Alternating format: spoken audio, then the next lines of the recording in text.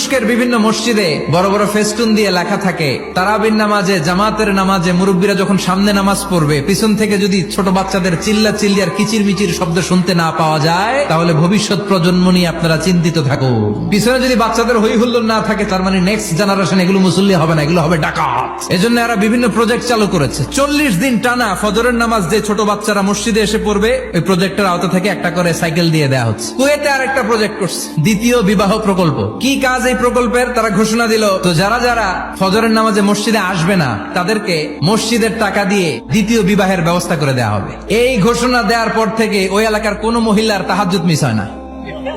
ফজর তো অনেক দূরে, তাহাজ্জুদের সময় থেকে হাজবেন্ডে ডাকা শুরু করে, মসজিদে যাও। অনেক দেশে তারাবি পড়েছি রামাদানে, ছোট বাচ্চারা পিছনে অনেক কিচির মিচির করে, হঠাৎ অ্যানাউন্সমেন্ট দেয়, বাবা মারা ছেলে মেয়েদেরকে শান্ত করেন। কিছুক্ষণ শান্ত, 2 রাকাত পর আবার চিল্লাচিল্লি। এজন্য ছোট বাচ্চাদেরকে মসজিদ থেকে তাড়িয়ে দেওয়া যাবে, এদেরকেও নিয়ে যান।